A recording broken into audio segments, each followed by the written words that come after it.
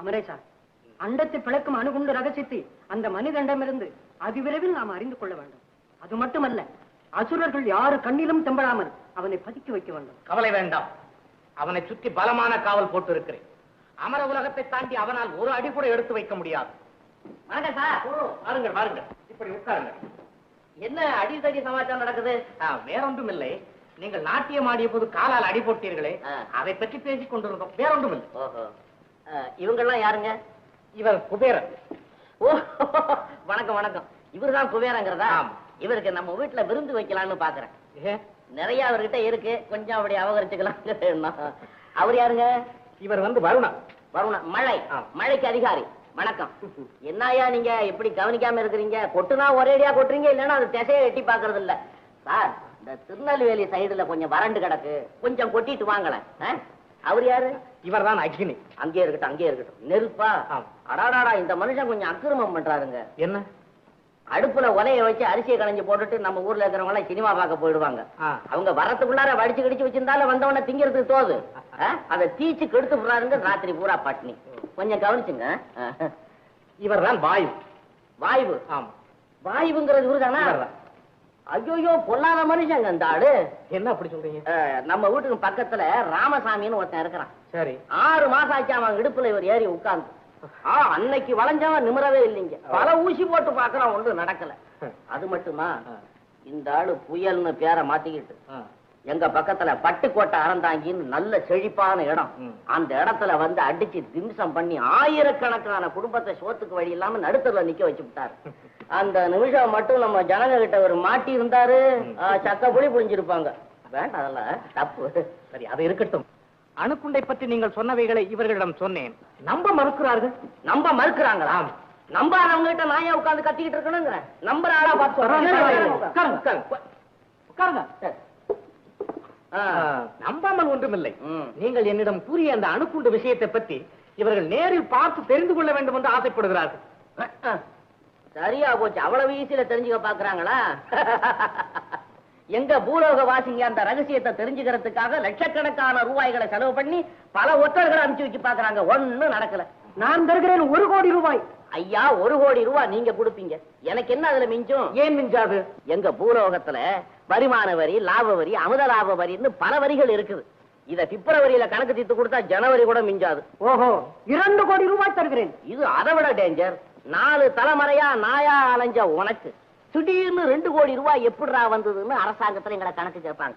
நாங்க சரியா கணக்கு சொல்லல, கம்பி எண்ணெய் வச்சிருவாங்க. தெரிந்தால் தானே கேட்பார்கள். யார் கண்ணிலும் படாமல் வைத்துக் கொள்ளுங்களேன். மிஸ்டர் மழை, நீங்க சொல்றது கரெக்ட். உங்க இந்திரன் இருக்கிறாரே, அவருக்கு 1000 கண்கள் இருக்கிறதாக புராணத்துல எழுதி வச்சிருக்கிறாங்க. இவருக்கே 1000. எங்க ஊர்ல இன்கம் டாக்ஸ் ஆபீசருக்கு 2000 கண்கள் இருக்குது. அங்க ஒண்ணு நடக்காது. பூமியில் புதைத்து வைத்து விட்டா அதுக்குத்தான் போலீஸ்ல நாய் வளர்க்குறாங்களே.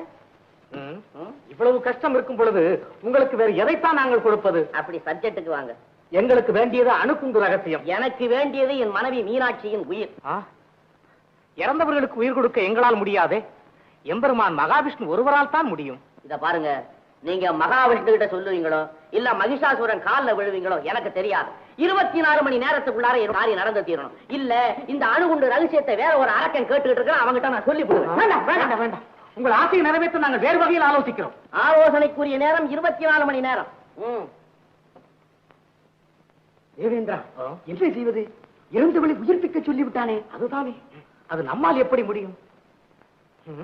இருக்கட்டும், உயிரின் மீது வெறுப்பு தோன்றி உண்மையை கக்கும் வரை அவனை தேவலோகத்திலேயே பலமான காவலில் வைப்போம். அதுதான் சரி.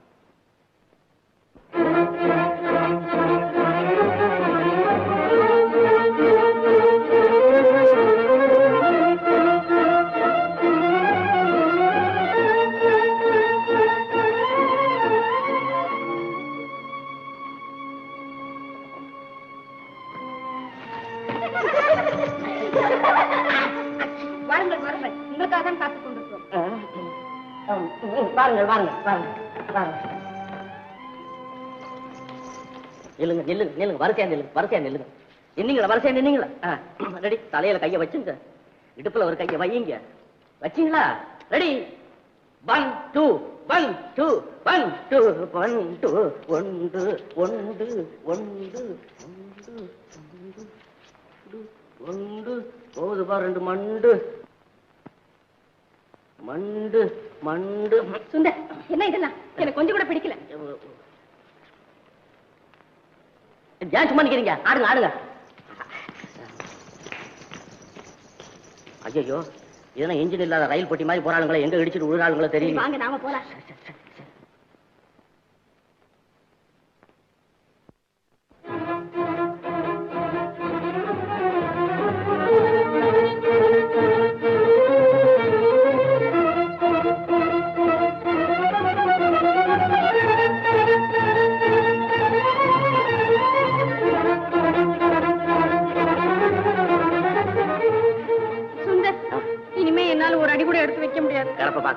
இன்னும் 9 அடி எடுத்து வச்சிருக்கு. இல்ல அந்த பயலுங்க கிட்ட மாட்டணும், அவங்க அடிக்கிற அடி நம்மளால தாங்க முடியாது.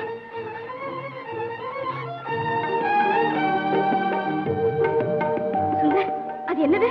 அடடடடே, குட்டி சந்திரன். Hold on hold on hold on.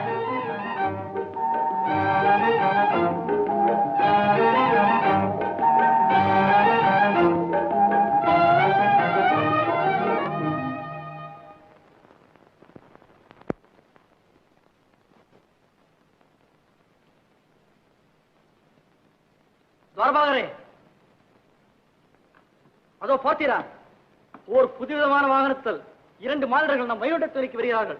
ஆஹா, வந்ததன் அர்த்தம் யமனை விரட்டிய யமகாதகன் இவனாகத்தான் இருக்க வேண்டும். பம்பு வளர்க்க வைகுண்டத்திற்கு வர துணிந்து விட்டார். சரி, எல்லா வாயில்களையும் இழுத்து மூடுவோம். நான் சென்று இம்பெருமான விஷயத்தை சொல்லிவிட்டு வருகிறேன்.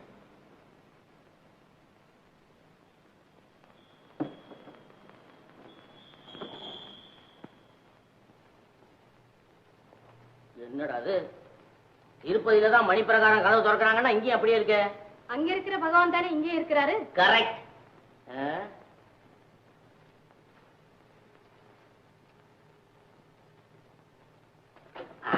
மனுஷன் தான் மனுஷன் தான். எப்ப கதவை திறப்பீங்க? உங்களை போன்ற பாவிகளுக்கு கதவு எப்பொழுதுமே திறக்காது. பாவியா? ஏன் சாவியை கண்ணாடிச்சிட்டீங்களா? ஏ மானுடா, இது வைகுண்டம். தெரிஞ்சுதான் வந்தோம். பேசாதே. பேசலே. உன் வாய்வி செல்லாம் இங்கு செல்லாது. மரியாதையாக போய்விடுங்கள். இதனால அடிச்சு எங்க 2 பேரும் மண்டை உடைஞ்சாலும் சரி, நாங்க மகாவிஷ்ணு பார்க்காம போக மாட்டோம். சத்தியாகிரகம்.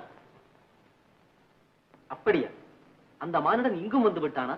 ஆம் பிரபு, அவனோடு ஒரு பெண்ணும் இருக்கிறாள். மண்டை நுழைங்கினாலும் மகாவிஷ்ணுவை காணாமல் திரும்ப மாட்டேன் என்கிறார். முரடன், இந்த பிரம்மஸ்வரூபத்தை காண அவனுக்கு என்ன தகுதி இருக்கிறது? பிரகலாதனை போல் சத்தியாகிரகம் செய்திருக்கிறானா, அல்லது துருவனை போல் தவம் செய்திருக்கிறானா? தவம் செய்யவில்லை என்றாலும் ராமதாசனை போல் பக்தியாவது செலுத்தி இருக்கிறானா? ஏக பரம்பொருளே, இப்போதே பூலோகத்தில் பக்தி மார்க்கம் குறைந்து கொண்டு வருகிறது. உடலை அக்னியிலிட்டு உக்கிரமான தவமையற்றும் உத்தமர்கள் ஒருவர் கூட இல்லை. இந்நிலையில் தகுதியற்ற அவனுக்கு தாங்கள் தரிசனம் அளிப்பதால் தர்மமே அழிந்துவிடும். தங்களை காண ஒரு சில பக்தர்கள் செய்யும் முயற்சியும் தளர்ந்துவிடும். ஆகவே தாங்கள் அவனுக்கு தரிசனம் அளிப்பது கூடாது என்பது எங்களுடைய தாழ்மையான கோரிக்கை.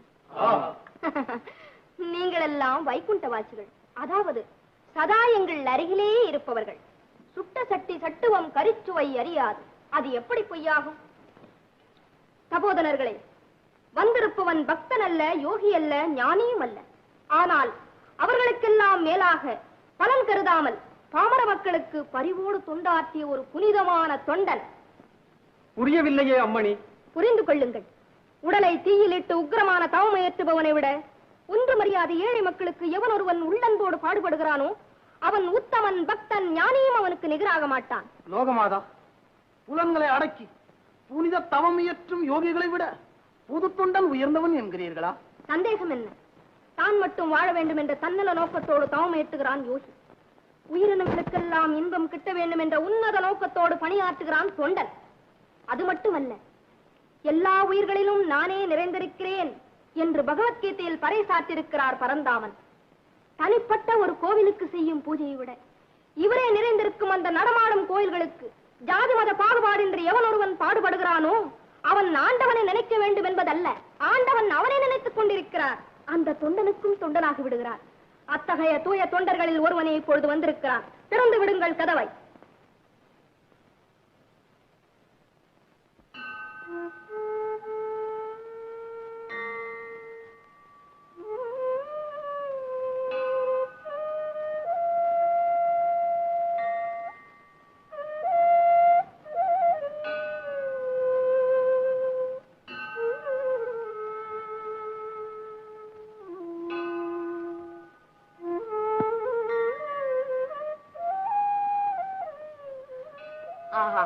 அகிலாண்ட கோடி பிரம்மாண்ட நாயகா, வணக்கம் வணக்கம். தாயே, லோகமாதா, மகாலட்சுமி, நித்திய சுமங்கலி, வணக்கம் வணக்கம். எழுந்திரையா புதிய மராஜரே. அன்புக்கு வசமாகும் அரும்பொருளே, அடியேன் அறியாமல் செய்த பிழையை பொறுத்து என்னை ஆதரிக்கும்படியாக கேட்டுக் கொள்ளுகிறேன். அன்பனே, நான் குறிப்பிட்டது உயிர்களை பறிக்கும் யமனை அல்ல, ஏழைகளின் இன்னலை பறிக்கும் யமனே என்றுதான் சொன்னேன். இங்கு வந்த காரணம்? இறைவா, பூலோகத்தை யுத்தமேகம் சூழ்ந்து கொண்டிருக்கிறது. அணுகுண்டுகளும் ஹைட்ரஜன் பாம்புகளும் பெருகி உலகத்தையே அழிக்கக்கூடிய அபாயம் நெருங்கிக் கொண்டிருக்கிறது பிரபு. அப்படியா? சமாதான பிரியர்கள் எந்த நாட்டிலும் இல்லையா? இருக்கிறார்கள். அதிர்ஷ்டவசமாக எங்கள் பாரத நாட்டினர் மட்டும்தான் சமாதான தூதர்களாக உலகமெங்கும் சுற்றி வருகிறார்கள். பஞ்சசீல கொள்கையை பாரெங்கும் பரப்புவதற்கு முயற்சி செய்து கொண்டிருக்கிறார்கள். அந்த முயற்சி வெற்றி பெற வேண்டுமானால் தாங்கள் உடனே அவதரித்து அதர்மத்தை அழித்து தர்மத்தை நிலைநாட்டும்படியாக கேட்டுக்கொள்கிறேன். நேரம் நெருங்கும் போது நிச்சயம் அவதரிப்போம். நீ வந்த வேலை முடிந்து விட்டதா? வேலை முடியல. சுவாமி நாரதர் இடத்துல சொல்லி அனுப்புன வேலை முடிய போகுது. அதுக்குள்ள என்னுடைய மீனாட்சிக்கு உயிரை கொடுத்து என் கூட பூலோகத்துக்கு அனுப்பிச்சு வைக்க முடியா தாழ்மையோடு கேட்டுக்கிறேன்.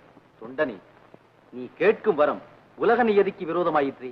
சுவாமி, அந்த நியதியை மீறி எத்தனையோ பேருக்கு உயிரை கொடுத்திருக்கிறீர்கள். உதாரணமாக சாவித்திரியின் பதிபக்தியை மெச்சி சத்தியவானுக்கு உயிர் கொடுக்கலீங்களா? ஆமாம். அதனால பாருங்க ஒரு பொம்பளை ஆம்பளை உயிரை மீட்டுக்கிட்டு வந்துட்டா, ஆம்பளைங்க நீங்க எந்த காரியத்தை சாதிச்சீங்கன்னு இந்த பெண்கள்லாம் நம்மளை ரொம்ப கேவலமா பேசுறாங்க. அதனால நம்ம ஆம்பளைங்க மானம் தங்கணும்னா சுவாமி பெரிய மனசு வச்சு கிருபை செய்து மீனாட்சி உயிரை எனக்கு தரும்படியா கேட்டுக்கிறேன். லக்ஷ்மி, இவன் சாமர்த்தியமான உரையாடலை கேட்டாயா? அதை மெச்சியாவது அவன் கோரிக்கையை நிறைவேற்றுங்களேன். சரி அன்பனே, சுவாமி, நீ கோரியதெல்லாம் நிறைவேறட்டும்.